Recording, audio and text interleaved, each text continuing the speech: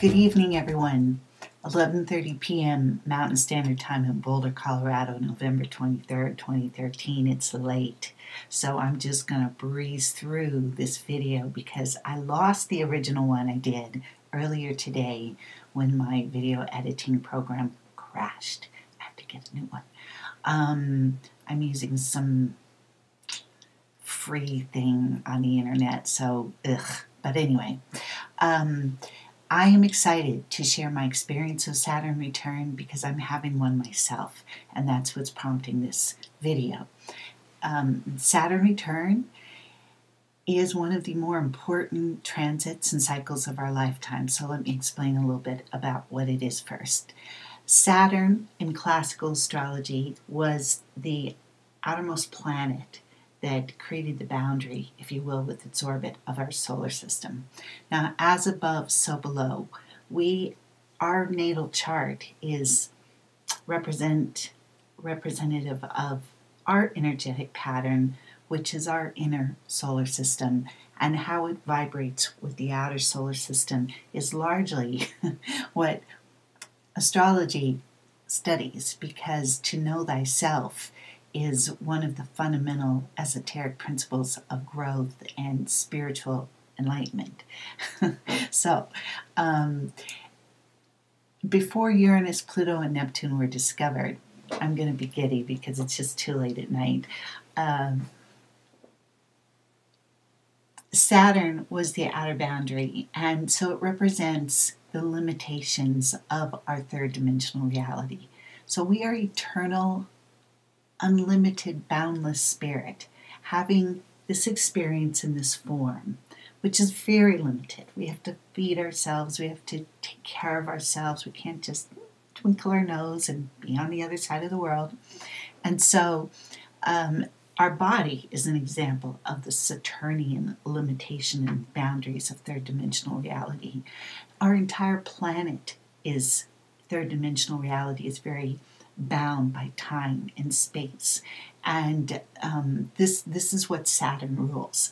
And so people don't particularly like Saturn because whenever it comes around to reflect that energetic timing in your life, it's generally not the most fun time because there's a sense of purpose, there's a sense of what do I need to look at here, there's a sense of self-mastery that comes from feeling like, okay, here's an area of my life that I need to focus on. I need to discipline. I need to shore up. I need to be as strong in my foundation with it as possible.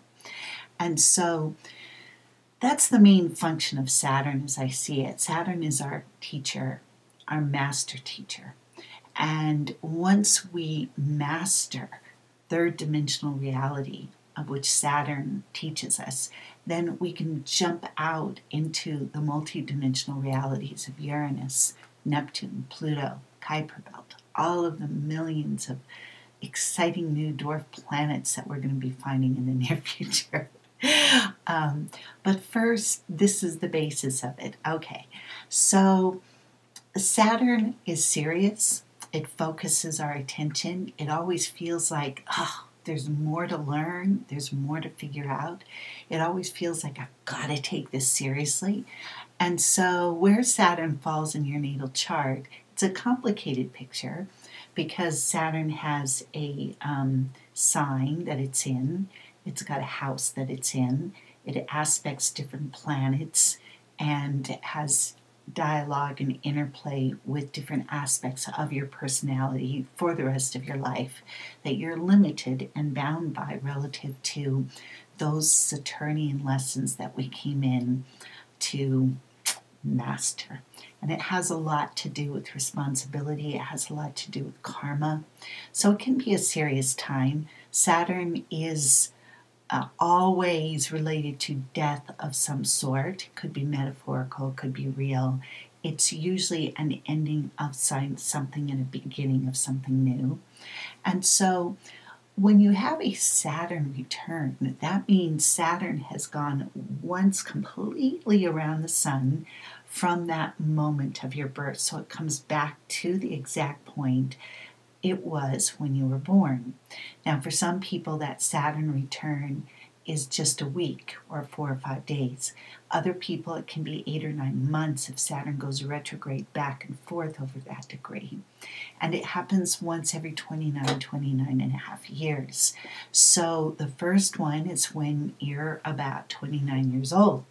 And I don't consider somebody an astrological adult until they're 29 years old, because at 29, Saturn has touched, influenced, asked you to look at seriously and put some serious focus on every single aspect of your experience and your personality. And so you really understand yourself fully at that point. You are a full adult being. Now, before that, it's not to say you don't know a lot about what's going on with your life, but if Saturn hasn't touched a certain part of your life, you don't have that depth and that gravity and that fullness of understanding.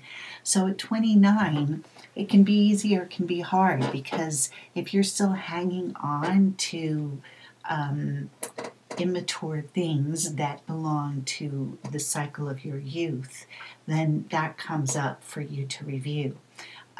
If you've done a pretty fair job of taking responsibility at each step of the way, then it's just a feeling of like, oh, I've arrived. And it is letting go of everything from the past from a youth point of view. In other words, you're fully capable of moving out into the world as a fully formed adult. And it is a very strong time, I don't know how else to say it, but of maturation. If we had a rite of initiation around it, it would be really beautiful.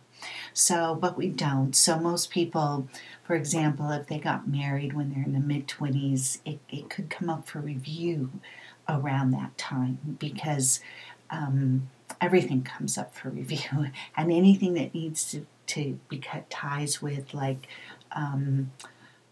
attachments to childhood, upbringing, behaviors, parents' needs, that kind of thing. If you're clinging on too heavily to it, then it does make that transit more difficult. But it also asks you to look from the eyes of a mature, fully formed human being. Okay, now what do I want the next 30 years of my life to look like? And what am I ready to really move forward with? So everyone starts taking life a little more seriously. You may go back to school, you may take your job a little more seriously, you may actually start your family at that point, or lots of different ways it can manifest, but you get the idea. So now, second Saturn return is you've come once around, and then you've spent the next 30 years getting a chance to look at every angle of your life and every part of your personality a second time. And so it deepens it, and it's a turn of the spiral that takes you to a new and richer place, so that by the time you reach your second Saturn return, you've gone through the first 30 years of youth, the second 30 years of midlife-ish, and now you're ready to go to the next 30 years where you step more into the role of the elder. Now, it's not you leave youth behind, you leave middle age behind, you become an old person. God, I hope not, because I'm not ready quite yet for that. But it's like when we're born, when we're in utero and our brain is developing. We start out with the reptilian brain, which is the smallest portion of our brain, and it takes care of our instinctual survival responses, and is a very important thing. But then after it's developed, then the mammalian brain, which is more around nurturing and those more human characteristics, is bigger, and it comes along, and it doesn't supersede the reptilian brain, but the two, it brings it into it and merges it with it, so that the reptilian brain still has its space and its importance, but it's within the context of the mammalian brain. And then, actually, there are two growth spurts, one when you're a toddler and one when you're around 18 to 21. The frontal lobes have growth spurts, and that's the final part of the brain And that's the part that influence really makes us high beings relative to abstract thinking or spiritual levels of awareness and that kind of thing.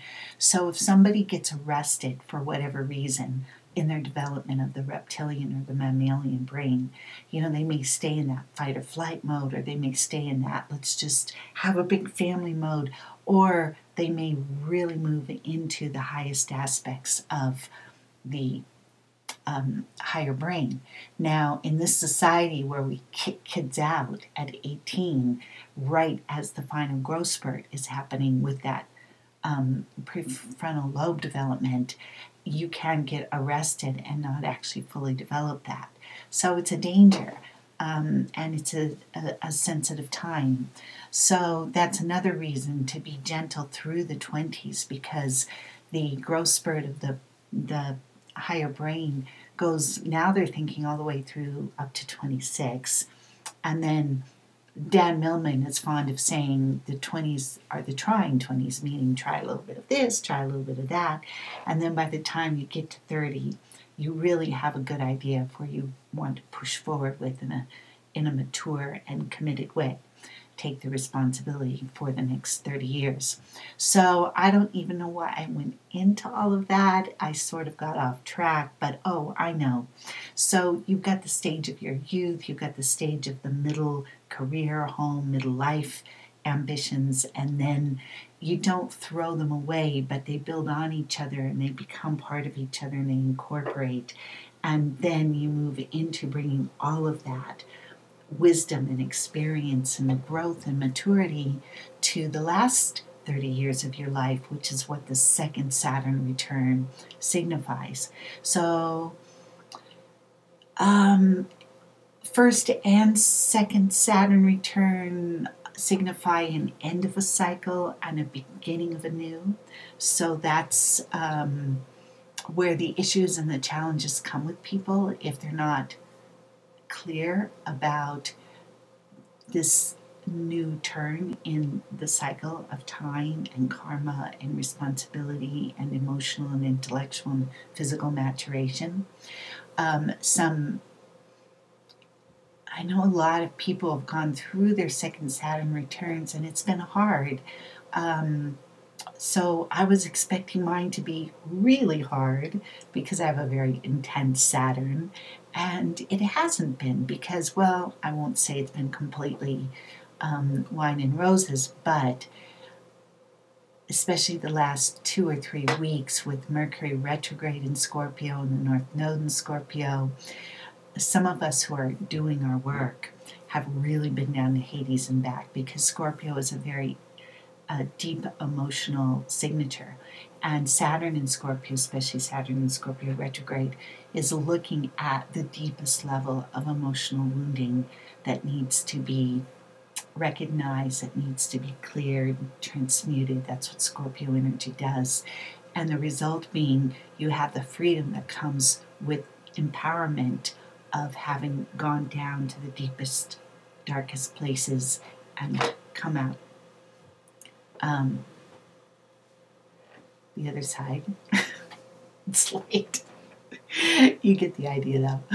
Okay, so, but if you do go through that and you're willing to go, okay, this is an ending, it's putting on the dark cloak of Saturn, as Thomas More likes to talk about. And you may actually, at my age, we do have people beginning to leave and transition, especially parents. And so it is a very somber time of going, whoa, okay, we are nearing the end of our lives, and what do we want the next part of our life to look at? But it's fun because we have a much deeper sense of who we are, how our bodies work, how our brains work, how our emotions work, what we need, what we came in to do, how we function. In other words, all those Saturn issues that we're learning about. And so we can take this twice now rarefied understanding of our spirit in third dimensional form, and we can just be solid on that solid ground of knowing, okay, this is who I am, this is how I think, this is how I operate, this is what I want from life, These are my understandings about life. These are the limitations of my life. And now I'm stepping into the third as an elder, as a wise person.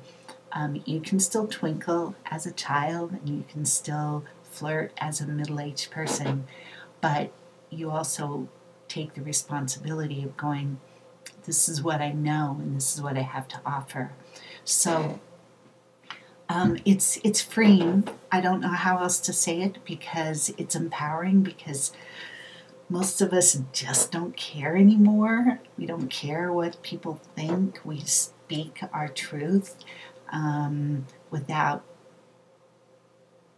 censorship so much. We enjoy every minute of life because we understand how precious it is. We have a firm sense of the rock that we stand on and what structure we've built towards contributing in the last part of our life. And it allows you to bring, almost coming back full circle, you can bring in the joy of the child and the wonder of the child. You can bring in still the responsibilities and the creativity of midlife. Well, I mean, I'm going to be 59 at my next birthday, and I'm still the mother of a 14-year-old. So, and he's got Down syndrome and autism, so he's 14 going on 5. Yikes. And yet I'm also feeling how my sense of direction and the way I've constructed my life is solid enough that I can just, I can breathe easy. So, hope this is helpful. Hope it helps you understand the nature of Saturn, how we use this energy to construct our reality, and to understand how to navigate within the limitations of this very dense space that we live in, and how we can use it to clear karma and to become stronger and wiser and more mature. And each turn of the circle every 30 years takes us to a substantially new place in the spiral of our evolution, which brings us more freedom and more power. So that's all I have to say right now about Saturn return. I hope it was interesting, and I'm going to see if I can pull all this together and get it to you tonight. Okay, great connecting, and till the next time, bye.